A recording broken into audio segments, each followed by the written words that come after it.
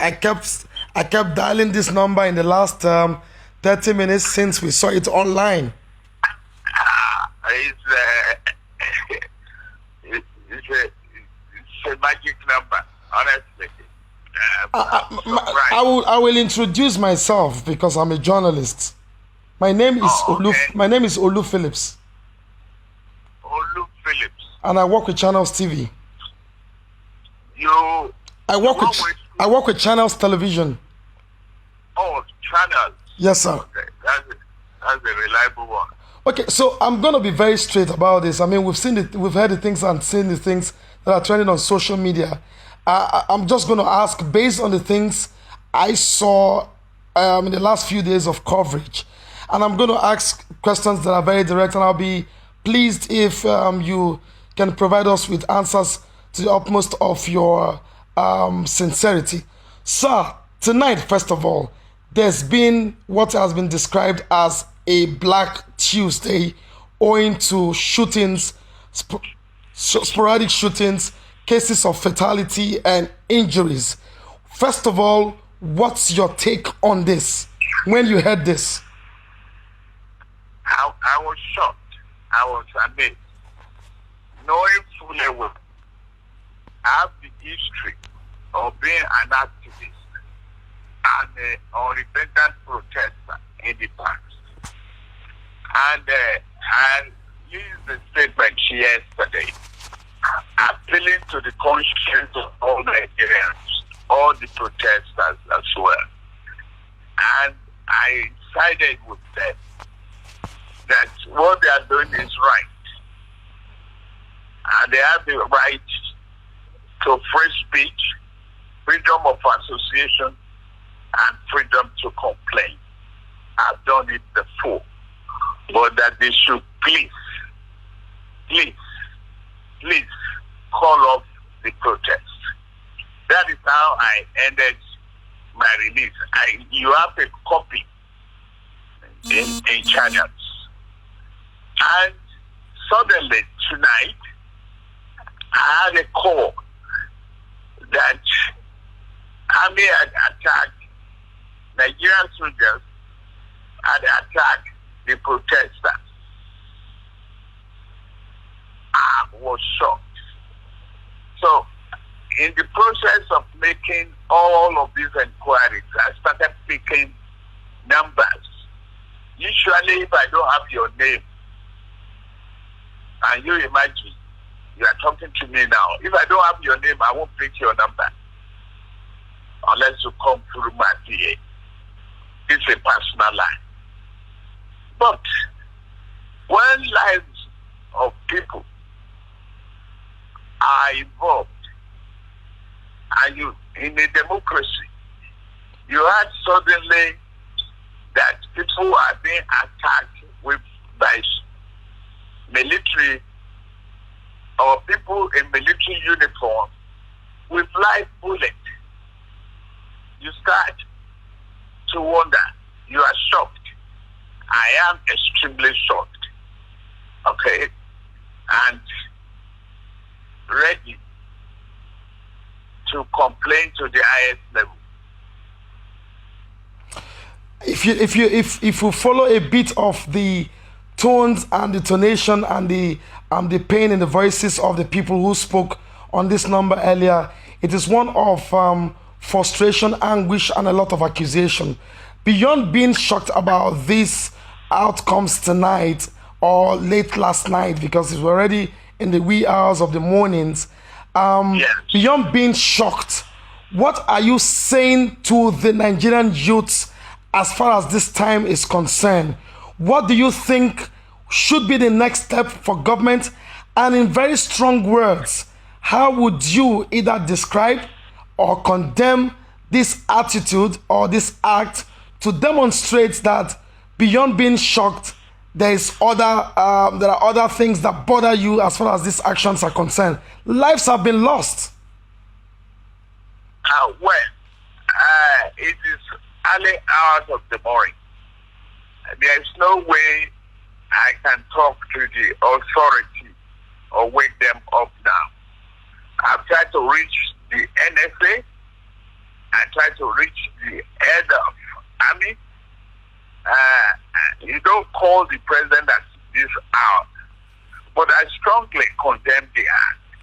There are other means of settling or dispersing even irritating protests. Why would they use live bullets? They are rubber bullets. We are parents.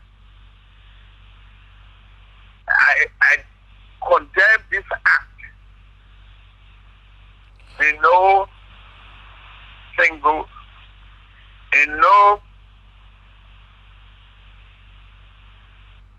supporting manner. Let me take you. Yeah, sorry to jump in. Let me take you again on the frustration of many people. Now, there's been a lot of link to your name as regards what had happened to the toll gate, and the reasons are not far-fetched. Some have attributed and accused you of masterminding this because of vested interest in terms of business revenue that comes from the toll gate, and now these guys have occupied that place in days, and perhaps a lot of monies are being lost, and this may not augur well or go down well with any business owner. Do you own this business, and how much have you lost? No, I don't own the business. It's a public business. It is owned by Lagos State government. And the private owners, I don't even know. I'm ready to face all inquiry. Okay? I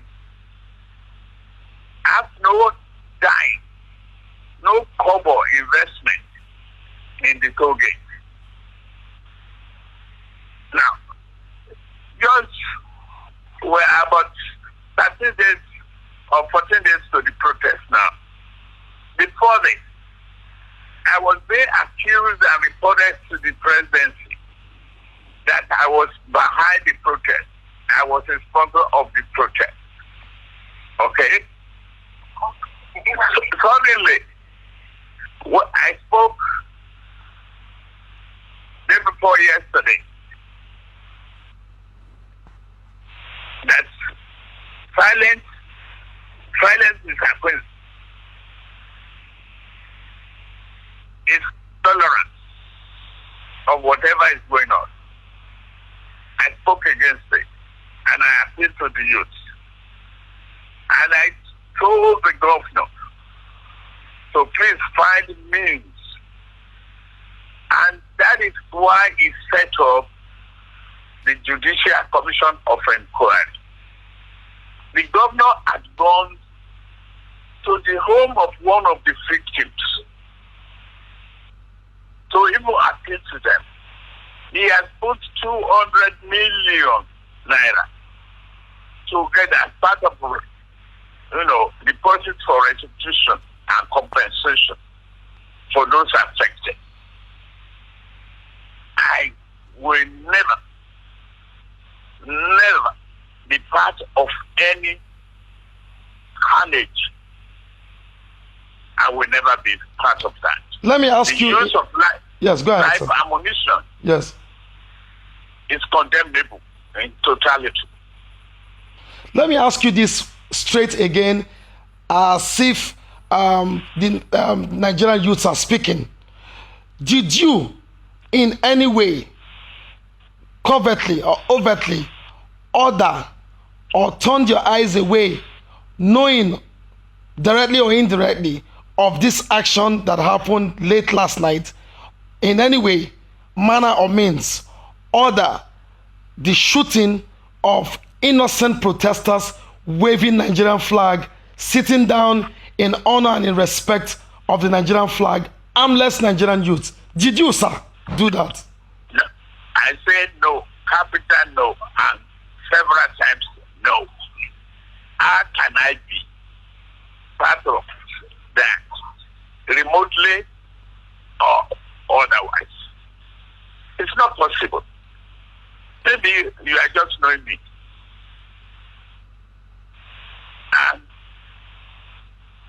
unapologetic protester. I've seen people killed during Abacha regime. I've condemned it. I've gone to detention. I've condemned it. I've gone to exile as a result of being recalcitrant that military must go. Okay? So, on us, we have to, the protest that we tolerated for 13, 12 days without incident, how can we suddenly become victim of our own exercise for peace? How can we shed blood? Innocent blood to end a protest? It's not acceptable. Yes, go ahead, sir. There are other means. Even if they refuse to leave the spot, you can use tear gas. You can use pepper spray. Yeah. You can use rubber bullets. Not life ammunition. And I don't believe that the president himself will authorize it. Honestly. What should be happening now? Because we have just few hours before dawn, before the light breaks, before the sun rises, and we begin to see in actual measure and in actual numbers the level of damage. What should be done? There are two parts to this. One, to assuage the young people who have done this peacefully, and what should the government be doing at this point to demonstrate in an unequivocal position that they will deal with the situation in such manner that people will be assuaded over this Black Tuesday. What will you be advising? First, my own advice to the government is to fish out whoever gave the order and put them on trial. Okay? First, I agree the government too, that the government is slow in fishing out those SARS who were involved in the brutality and the killing of innocent citizens that created the protest in the first place. Okay. Up to now, I'm expecting that they would have arrested one or two of them and go into the what they call a room trial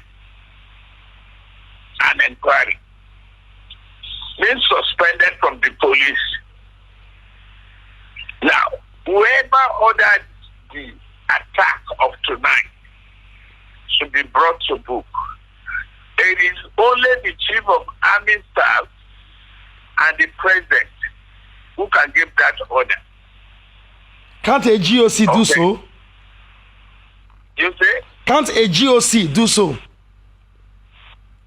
I don't know. I don't know the army regulation that much. I don't think a GOC he has to give a free report. He can easily arrest those people too and put them in the room and report to the head of chief of army staff, and then who in touch will report to the president. And the president will have to address the situation. And on the part of the youth, what's going to happen? How are you going to deal? How are we ever going to be able to calm the frayed nerves of these young people who have lost their lives, people's children, people's cousins, people's relative? How is this ever going to go away in our history? How do we deal with this? I sympathize with all concerned. I have not,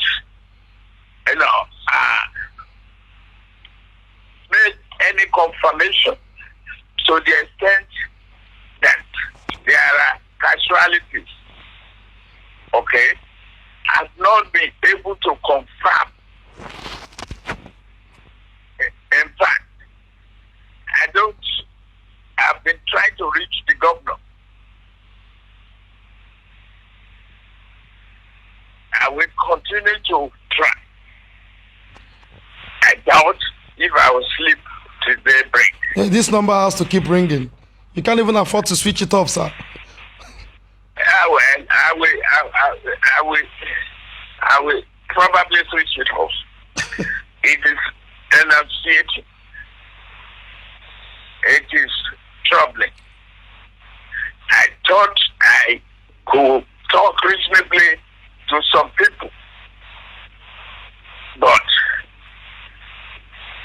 if I've been accused wrongly of plotting against this government 3 weeks ago, then I spoke in support of the protest, and I vouched for the government that they will change, and there will be reform.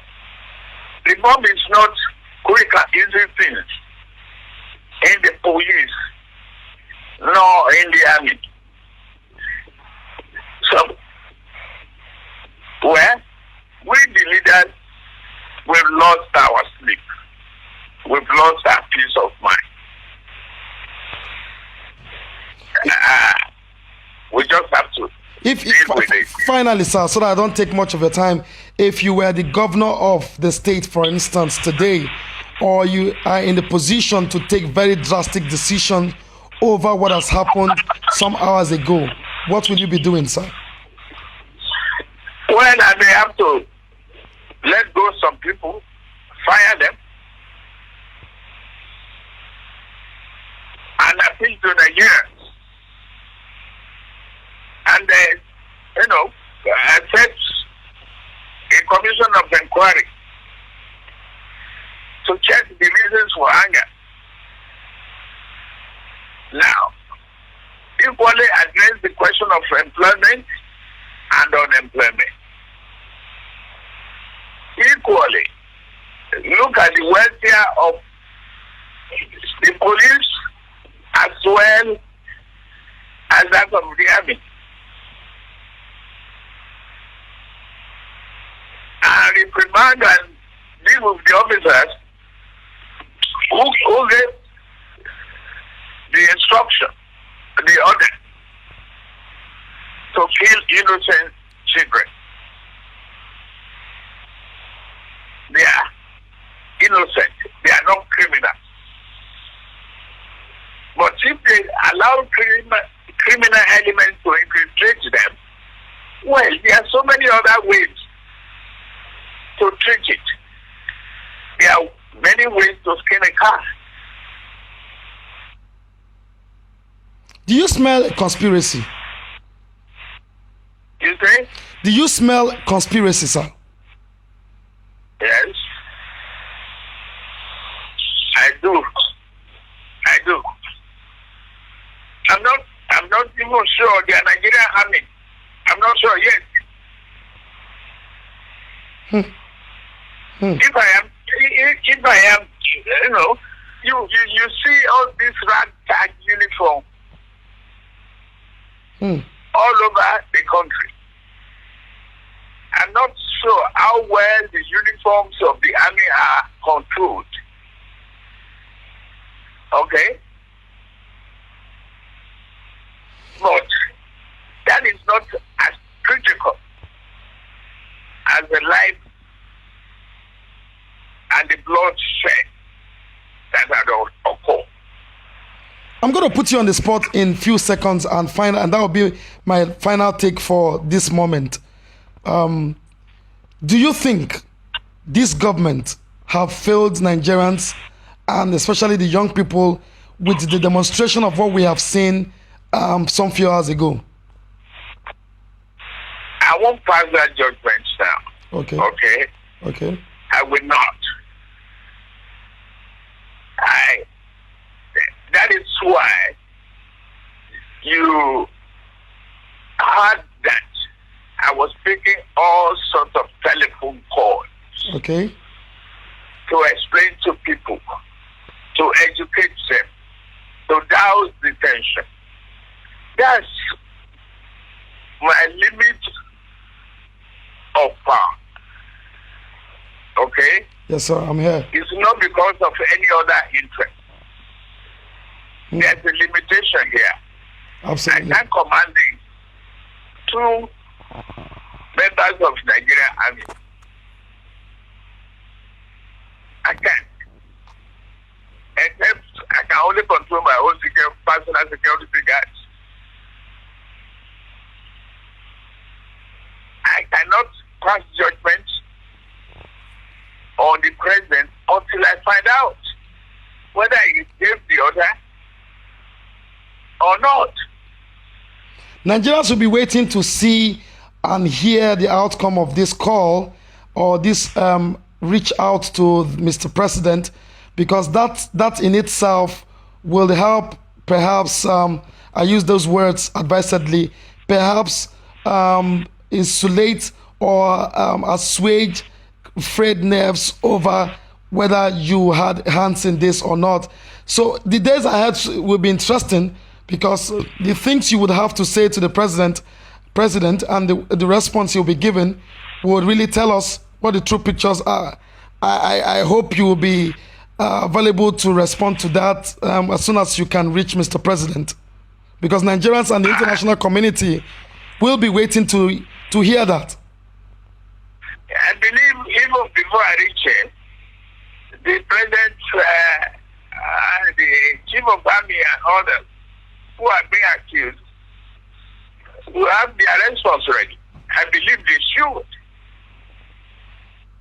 I condemn the act of killing, shooting innocent protesters. I condemn it in its entirety. I must thank you very much for spending these 20 minutes responding to some of these very pressing questions. And I'm sure by the time we shoot it out there on our station, we'll be able to bring some clarity to the issues that are unfolding, which will continue to unfold in the days ahead. Thank you very much, sir, for taking this call, sir.